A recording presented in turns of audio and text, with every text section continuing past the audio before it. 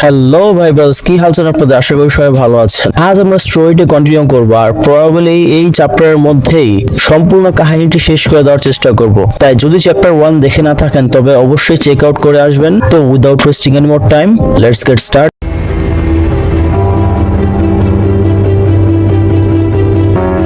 আমাদের কাহিনী শুরু হয় একটি অচেনা জায়গা থেকে, যেখানে সবাই খুব জোর ট্রেনিং করছিল। তাদের ট্রেনিং এর শেষের ধাপ ছিল একটি হ্যামারকে উঠানো, যা মূলত মিওনির ছিল। অনেকে ট্রাই করে উঠাতে পারছিল না, কিন্তু তাদের মধ্যে একজন ওই হ্যামারটি ধরার সাথে সাথেই তার শরীরে লাইটনিং শুরু হয়ে যায়, যার মানে সে একজন থর্স ছিল। কিন্তু অবাক করার মতো বিষয়, সেখানে প্রায় অনেকগুলো থর্স ছিল, যাদের সবার হাতেই একটি করে মিওনির ছিল। তাদের সবার মতো একটি কাজই ছিল শেষ নিঃশ্বাস পর্যন্ত এই কিংডমটিকে প্রোটেক্ট করা তাদের গডের জন্য, যা আর কেউ নয়, আমাদের ডক্টর ডুম। শেষ ইনকারশনের পর এই পুরো ব্যাটল ওয়ার্ল্ডটি মূলত ডক্টর ডুমই ক্রিয়েট করেছিল, সবগুলো আর্থ থেকে একটু একটু বাঁচাকুচা পার্ট মিলিয়ে। যার জন্যই এই ওয়ার্ল্ডের মধ্যে একটি ক্যারেক্টারের একাধিক ভার্সনস এক্সিস্ট করে, যাদের সবার মেমোরিজ ম্যানিপুলেট করে গড ডুম এখানে রাজ করছিল। সে তার দুনিয়ার প্রত্যেকটি কিংডমের মধ্যে একজন করে সুপার ভিলেন্সদের দায়িত্বে বসিয়ে রেখেছিল, যার কাজ ছিল ওইসব এরিয়াগুলো কন্ট্রোলে রাখা। যা করতে ব্যর্থ হলে তাদের শাস্তির ব্যবস্থা করা হতো, যা আরো ভয়ানক ছিল, কারণ তখন তাদের এই ওয়ার্ল্ড থেকে নিচে ফেলে দেওয়া হতো, যাকে মূলত শিল্ড নাম দেওয়া হয়েছিল, যেখানে মূলত সব ইউনিভার্সের ইভিল শক্তি, মার্বেল জম্বিস এইসব ছিল, যারা এই ব্যাটল ওয়ার্ল্ডের জন্য থ্রেট হতে পারত। তাই তাদের সব ইউনিভার্স থেকে একত্র করে আলাদা রাখা হয়েছিল এই ওয়ার্ল্ডের বাহিরে, শিল্ডের মধ্যে। ব্যাটল ওয়ার্ল্ডের মধ্যে সব রুলস একমাত্র গড ডুমের বানানো ছিল, যার জন্য সে কোনো ভুল করলো তার মুখের উপর কথা বলার মতো কেউ ছিল না সেখানে, ইভেন ডক্টর স্ট্রেঞ্জও নয়। ডক্টর স্ট্রেঞ্জ মূলত শুরু থেকেই গড ডুমের পাশে ছিল। ব্ল্যাক প্রিস্ট জয়েন করার পরপরই সে জানতে পেরেছে ডক্টর ডুমের আসল উদ্দেশ্য, যা সৎ হবার কারণেই সে তার সাথে চলা শুরু করেছিল। স্ট্রেঞ্জই একমাত্র লোক ছিল যার কোনো মেমোরিজ এখনো পর্যন্ত ম্যানিপুলেট করা হয়নি, কারণ গড ডুম তাকে সবচেয়ে বেশি বিশ্বাস করত, তাই তাকে নিজের লেফট হ্যান্ড বানিয়ে রেখেছিল, যার জন্য এই ওয়ার্ল্ডের মধ্যে সবাই তাকে শেরিফ স্ট্রেঞ্জ নামেই জানতো। সব এভাবেই চলতে থাকতো, কিন্তু এই কাহিনীর মোচড় নেওয়া শুরু করে যখন ওটোপলিস নামের একটি জায়গার মধ্যে একটি অজানা স্পেসশিপ পাওয়া যায়, যাকে ইনভেস্টিগেট করতে কিছু হিরোজ আর থর্সরা এসেছিল। তারা সবই কিছু বুঝে ওঠার আগেই ওই স্পেসশিপটির দরজা খুলে যায়, যার ভিতর থেকে অনেক বড় একটি ভালা এসে একজন এল্ডার থরের মাথার আরপার হয়ে যায়, যা মেরেছিল থানোস। কারণ ওই স্পেসশিপের মধ্যে মূলত কাবাল গ্রুপের মেম্বার্সরা সহ সব মারাত্মক ভিলেন্সরা ছিল আলটিমেট ইউনিভার্স থেকে, যারা সবাই শেষ ইনকারশন সার্ভাইভ করে ফেলেছিল। তারা ওইখানে পৌঁছে একদম কেওস শুরু করে দেয়, যার খবর সাথে সাথে আমাদের শেরিফ স্ট্রেঞ্জের কাছে পৌঁছে যায়। সে ইমিডিয়েটলি স্পটে চলে আসে এবং সেখানে মাইলস মোরালেসকে খুঁজে পায়, যে মূলত লুকিয়ে ছিল ওই স্পেসশিপের মধ্যে। মাইলস জানায়, বিশ্বাস করো ভাই, আমি এদের কাউকে চিনি না, আর আমি এখানেই বা আসলাম কিভাবে সেটাও জানি না। শুধু লাস্ট আমার এতটুকুই মনে আছে যে হঠাৎ কোথা থেকে যেন একটা আর্থ এসে আমাদের আর্থের উপর আসতে পড়েছিল। এটা শুনে শেরিফ স্ট্রেঞ্জ একদম অবাক হয়ে যায়, কারণ মাইলসের সবকিছু মনে ছিল, মানে তারা সবাই আগের ওয়ার্ল্ডকে বিলং করতো। সে মাইলসকে তার হিডেন প্লেসে নিয়ে যায়, যেখানে আগে থেকেই আরেকটি স্পেসশিপ রাখা ছিল, যা মূলত রিড রিচার্ডসের স্পেস ক্রাফট, যাতে Captain Marvel, Jane Foster, Black Panther, Cyclops ছাড়াও আরো অনেকে ছিল। শেরিফ স্ট্রেঞ্জ তাদের সবাইকে জানায় এইসব ইনকারশনস 8 বছর আগের ঘটনা। তারা মূলত 8 বছর ধরেই এই স্পেসশিপের মধ্যে ছিল। এটা শুনে তারা একদম অবাক হয়ে রয়ে যায়, কারণ তাদের কাছে এই সবকিছু কয়েক ঘন্টার মতো মনে হয়েছে মাত্র। স্ট্রেঞ্জ তাদেরকে সবকিছু খুলে বলে এই নিউ ওয়ার্ল্ড তৈরি হওয়ার কথা, তাদের নিউ গডের কথা, গড ডুমের কথা। এইসব শুনে তারা কিছুতেই মেনে নিতে পারছিল না, কারণ ডক্টর ডুম কখনোই কারো গড হতে পারে না, কারণ তারা সবাই জানতো ডক্টর ডুম আসলে কত বড় শয়তান। কিন্তু শেরিফ স্ট্রেঞ্জ তাদের কারো কথাই কান দেয় না। এইদিকে গড ডুমের কাছে সবকিছু ছিল। সে রিড রিচার্ডসের ফ্যামিলিকে বাঁচিয়ে তার নিজের ফ্যামিলি বানিয়ে ফেলেছিল, তাদের সবার মেমোরিজ ম্যানিপুলেট করে, যা সে সবসময় করতে চাইতো। এসব পেয়েও সে সুখী ছিল না, কারণ তার এত ক্ষমতা থাকা সত্ত্বেও অনেক কিছুই তার হাতের বাহিরে ছিল, যেমন তার নিজের ফেসকে আবার আগের মতো করে ফেলা। সে চাইলে এটা করতে পারবে না কোনোদিন, যা সে কারো কাছে প্রকাশ করতে পারছিল না।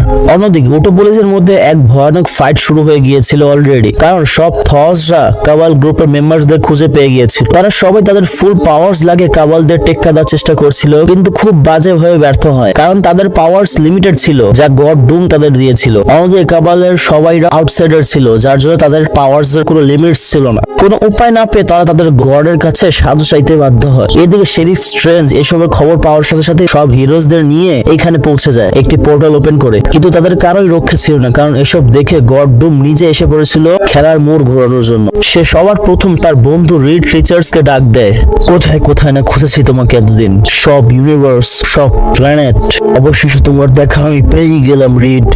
রিচার্ডস তার কথার উপযুক্ত জবাব দেয়, ডক্টর ডুমের গড হওয়া নিয়ে উপহাস করে। ইভেন থ্যানোস তো গড ডুমকে ডাইরেক্ট মেরে ফেলার হুমকি পর্যন্ত দেয়। এইসব অপমান শুনে গড ডুম শুধু একটি কথাই বলে, আই অ্যাম গড। এটা বলার সাথে সাথেই তাদের সবার উপর মারাত্মক একটি থান্ডার স্ট্রাইক হয়, যে এটাকে তারা সবাই অলমোস্ট মারাই যাচ্ছিল। কিন্তু তখনই সাইক্লপস পিছন দিয়ে গড ডুমের উপর পাল্টা অ্যাটাক করে, যার কাছে তখন ফিউনিক্স ফোর্স ছিল, যেই হামলার প্রভাবে গড ডুমের আর্মর সহ গলতে শুরু করে। কিন্তু তবু গড ডুম ওই অ্যাটাকের মধ্য দিয়েই সাইক্লপসের গলা চেপে ধরে এবং এক নিমিষেই তার খেল খতম করে দেয়। গড ডুম এতটাই শক্তিশালী ছিল, কিন্তু এখানেই শেরিফ স্ট্রেঞ্জ সুযোগের সৎ ব্যবহার করে তার সঠিক চালটি চালে। সে তার স্পেল ইউজ করে সবাইকে গড ডুমের থেকে অনেক দূর পাঠিয়ে দেয়, যা দেখে গড ডুম একদম খুশি হয় না। ডুম তাকে জিজ্ঞেস করে, তুমি এটা কেন করলে?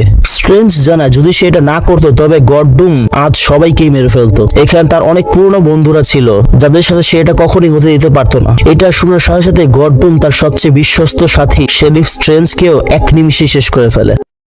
নতুন এক সকালের শুরু হয় যেখানে সবাই ডক্টর স্ট্রেঞ্জের মৃত্যুর শোক মানাচ্ছিল, যার মধ্যে গড ডুমের ওয়াইফ সুজান ও তার দুই বাচ্চা ভ্যালেরিয়া আর ফ্র্যাঙ্কলিনও শামিল ছিল। তারা সবাই স্ট্রেঞ্জের মৃত্যুর জন্য আউটসাইডার্সদের মানে কাবাল ও ওইসব সুপার হিরোজদের দায়ী মানছিল, কেননা গড ডুম কাউকে জানতে দেয়নি যে ডক্টর স্ট্রেঞ্জকে আসলে সে নিজের হাতে মেরেছিল। ওই দিন রাতে ডক্টর ডুম আবার ওই একই জায়গায় এসে পড়ে যেখানে শেরিফ স্ট্রেঞ্জের মূর্তি বানানো হয়েছিল তার শ্রদ্ধার জন্য। সেই মূর্তির গুলোর নিচে একটি গোপন আন্ডারগ্রাউন্ড রুম ছিল, যা মূলত ঘর ছিল দ্য মলিকিউল ম্যানের। ডুম ওই ঘরটিতে প্রবেশ করার সাথে সাথে মলিকিউল ম্যান তাকে কোয়েশ্চেন করে, তুমি কি আমার খাবার জন্য কিছু এনেছ?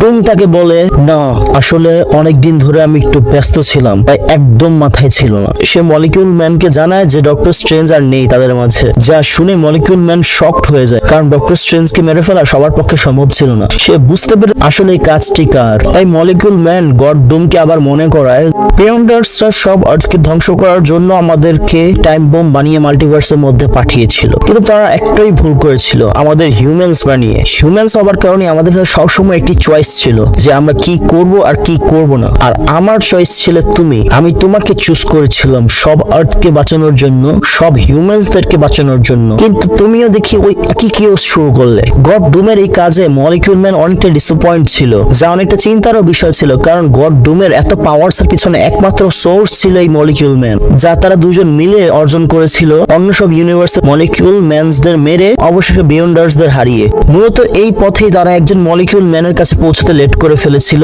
যার জন্য ওই মলিকিউল ম্যান বিয়ন্ডার্সদের প্ল্যান অনুযায়ী ওই আর্থটিকে ব্লাস্ট করে ফেলে, যার ফলে মাল্টিভার্সের সব আর্থের ব্যালেন্স নষ্ট হয়ে যায়। আর এভাবেই ইনকারশনের সূচনা হয়, যা কেউই আশা করেনি। তাই অবশ্যই কোনো উপায় না পেয়ে ডক্টর ডুমের কথা অনুযায়ী তারা বিয়ন্ডার্সদের পাওয়ার্স দিয়ে এই নতুন ব্যাটল ওয়ার্ল্ডের জন্ম দেয়, এবং যাদেরকে বাঁচানো সম্ভব তাদের সবাইকে নিয়ে নিউ ওয়ার্ল্ড কে নিয়ে আগে বাড়তে শুরু করে নির্দিষ্ট লিমিটেশনের মধ্যে, যার মধ্যে সবার শক্তি লিমিটেড ছিল। আর এই পথে শুরু থেকে শেষ পর্যন্ত এত বছর ধরে ডক্টর স্ট্রেঞ্জ তার সাথেই ছিল, তাদের সাহায্য করেছিল প্রত্যেকটি পদক্ষেপে একজন বিশ্বস্ত বন্ধুর মতো। কিন্তু তবুও তাকে মারার আগে গড ডুম একবারও ভাবেনি, তাই মলিকিউল ম্যান একটু চিন্তিত ছিল এবার। এইদিকে জানতে পারে ডক্টর স্ট্রেঞ্জ আসলে সবাইকে সঠিক জায়গার মধ্যেই পাঠিয়েছিল মারা যাওয়ার আগে।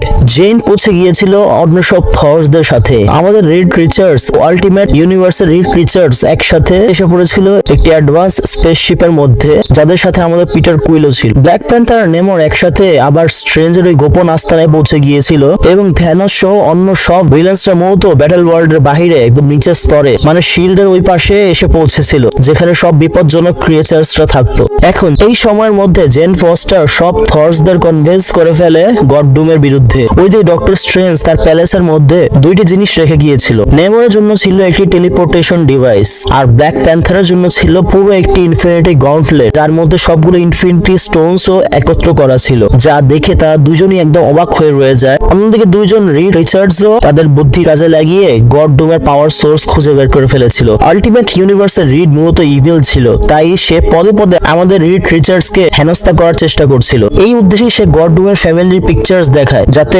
সুজান, ভ্যালেরিয়া ও ফ্র্যাঙ্কলিন ছিল, যারা মূলত আমাদের এই রিড রিচার্ডসের হারিয়ে যাওয়া ফ্যামিলি, যাদের সে হারিয়ে ফেলেছিল ইনকারশনের সময়। যা দেখে আমাদের রিড কিছু সময়ের জন্য পুরোপুরি ভেঙে পড়ে। এই এসবের মধ্যে স্পাইডারম্যানসরাও রিডের দেখানো ডিরেকশন অনুযায়ী ডুমের পাওয়ার সোর্সের কাছে এসে পড়েছিল, যা ছিল মলিকিউল ম্যানের ঘর। অন্যদিকে এইসবের ব্যাপারে গড ডুম একদম অজানা ছিল, কারণ তার রাজ্যের সব প্রজারা তার বিরুদ্ধে হঠাৎ বিদ্রোহ করা শুরু করে দিয়েছিল কিছু ভিলেজদের উস্কানিতে। তাই সে মিস্টার সিনিস্টার, অ্যাপোক্লিপস সহ আরো কিছু সুপার ভিলেন্সদের পাঠায় তাদেরকে কন্ট্রোল করার জন্য, যারা মূলত দায়িত্বে ছিল ওইসব কিংডমের। কিন্তু সেখানেও সবকিছু হাতের বাইরে চলে যায়, যার জন্য অনেক ভয়ানক ফাইট শুরু হয়। ডুম কোনো কিছু বুঝতে না পারে থর্সদের ডেকে পাঠায় এই সবকিছু সামলানোর জন্য, কিন্তু থর্সদের এখন লিড করছিল জেন ফস্টার, যা দেখে গড ডুম বুঝে যায় আমাকে ধোকা দেওয়া হয়েছে।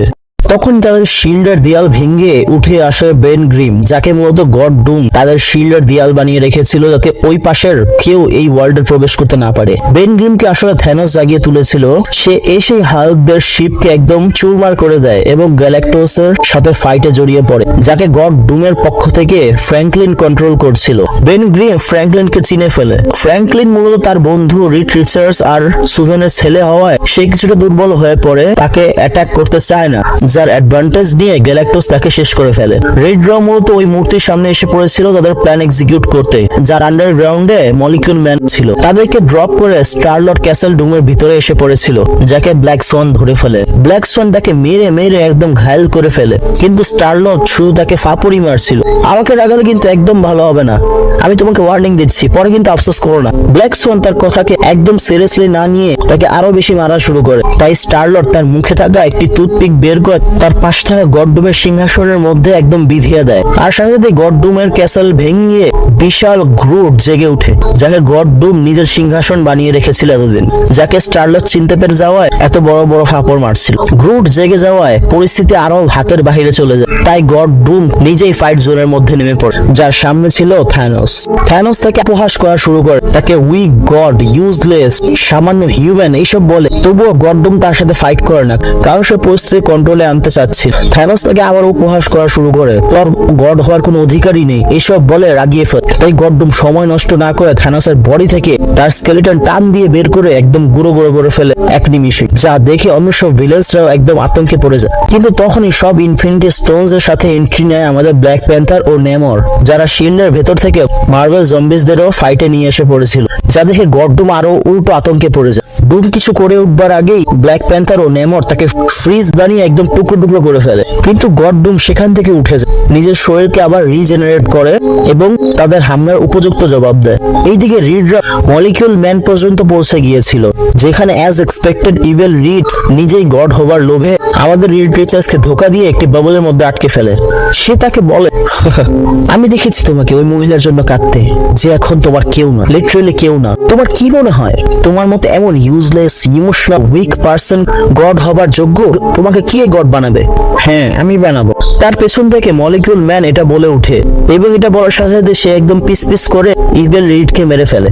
এই দিয়ে গড ডুম ব্ল্যাক প্যান্থারকে আদমোড়া করে ফেলেছিল। তবু ব্ল্যাক প্যান্থার হাসছিল, যার হাসি দেখে সে বুঝতে পেরে যায় এই সব ফাইট আসলে ডিস্ট্রাকশন ছিল তাকে আটকে রাখার জন্য। তাই সে সন্দেহ করে সাথে সাথে মলিকিউল ম্যানের কাছে চলে আসে, যেখানে সে রিড রিচার্ডসকে দেখে একদম বিরক্ত হয়ে যায়। সে রিডকে বলে, সারাটা জীবন তুমি আমার কাজের মধ্যে বাধা হয়ে দাঁড়িয়েছো কেন, যখন তোমরা সবাই নিজেদের ফ্যামিলিকে পর্যন্ত বাঁচতে পারছিলে না? আমি এই নিউ ওয়ার্ল্ডটিকে ক্রিয়েট করেছি তোমাদের জন্য, তাদের সবাইকে নতুন একটি জীবন দিয়েছি, এটা কি যথেষ্ট নয়? যাই হোক, আমি তোমাকে আর টলারেট করতে পারবো না, তাই আমি আজই তোমার খেল শেষ করব। এটা বলেই গড ডুম সাথে সাথে একটি স্ন্যাপ করে, যা দেখে রেড কিছুটা হলেও ভয় পেয়ে যায়, কেউ তাতে আর কোনো কাজ হয় না, কারণ মলিকিউল ম্যান ডক্টর ডুমের আসল রূপ দেখে ফেলেছিল। তাই সে তার সব পাওয়ার কেড়ে নিয়ে ফেলেছিল, আর এই সুযোগ পেয়ে রিড রিচার্ডস তাকে তার লম্বা হাত পা দিয়ে পেঁচিয়ে ফেলে। সে তাকে পেঁচাতে থাকে যতক্ষণ না পর্যন্ত তার শ্বাস বন্ধ হয়ে যায়। তুই আমার ফ্যামিলিকে চুরি করেছিস, তুই আমাদের সবাইকে ব্যবহার করেছিস শুধুমাত্র নিজের স্বার্থের জন্য, আর আমি যদি তোর জায়গায় থাকতাম তবে কখনো এসব হতো না। আমি আরো একটি বেটার ওয়ার্ল্ড বানাতে পারতাম, যা তুই চেয়েও বানাতে পারছিস না, কারণ তুই এত পাওয়ার্স এর যোগ্যই নোস। ডক্টর ডুম নিজেও তার সব ভুলগুলো জানতো, তাই সে মাথা নিচু করে রিডের কথায় সম্মতি জানায়, যা শুনে সাথে সাথে মলিকিউল ম্যান তার ডিসিশন নিয়ে ফেলে। ঠিক আছে, দুইজনেরই সম্মতি আছে, যেহেতু মলিকিউল ম্যানকে আটকানোর আগে এই ব্যাটার ওয়ার্ল্ডের মধ্যে বড় একটি ব্লাস্ট হয় এবং সবকিছু ব্লার হয়ে যায়। 8 মাস পরে একটি আননোন জায়গায় আমাদের রিড রিচার তার ফ্যামিলি মেম্বারসদের একসাথে দেখা যায়, যাদের সবার মেমোরিজ আবার ব্যাক এসে পড়েছিল। এখন মূলত রিড মলিকুল ম্যানের সব পাওয়ার্স পেয়ে গিয়েছিল। তারা পুরো ফ্যামিলি মিলে নিউ ইউনিভার্স ক্রিয়েট করছিল, যাদেরকে রিড তার পাওয়ার্স দিয়ে নিউ রিয়েলিটি বানিয়ে ছেড়ে দিচ্ছিল। যেই রিয়েলিটিস গুলোর মধ্যে সবাই ফ্রি ছিল, কোনো লিমিটেশন ছিল না। আর প্রত্যেকটি রিয়েলিটির মধ্যে মলিকুল ম্যান তার একটি করে অংশ ছেড়ে দিচ্ছিল, যাদের কাজ এখন ওই রিয়েলিটি গুলোকে, ওই আর্থ গুলোকে প্রোটেক্ট করা। এই একজন মলিকুল ম্যানের মধ্যে অসংখ্য মলিকুল ম্যানের পার্ট ছিল বলে সে সব সময় ক্ষুধার্ত থাকতো। আর লাস্ট তার ক্ষুধা মিটিয়েছিল আমাদের মাইলস মোরালেস, যখন তারা তার সন্ধান পেয়েছিল। তাই মলিকুল ম্যান রিটার্ন গিফট হিসেবে মাইলস মোরালেসের নিউ ওয়ার্ল্ডের মধ্যে তার বাবা মাকে আবার জীবিত করে ফেলে, যেই ওয়ার্ল্ডকে মধ্যে প্রাইম আর্থ নাম দেওয়া হয়েছে, যার মধ্যে দুজন স্পাইডারম্যান এক্সিস্ট করবে এখন থেকে। এমনকি তারা প্রত্যেকটা ইউনিভার্সের মধ্যে ডক্টর ডোমকেও আবার জীবিত করে দিয়েছিল, তাও তার ক্লিয়ার নর্মাল ফেসের সাথে। কেননা আমাদের রিড রিসার্চে বানানো রিয়েলিটির মধ্যে সবাই হাসি খুশি থাকবে। এখানে এই কমিক বুকটি শেষ হয়। আশা করি আমাদের এক্সপ্লেনেশন আপনাদের ভালো লেগেছে। ভালো লাগলে অবশ্যই একটি লাইক করবেন আর আমাদের পাশে থাকবেন। আর চলি, কথা হবে নেক্সট কোনো ভিডিওতে। ততদিন স্টে হ্যাপি। আল্লাহ হাফেজ।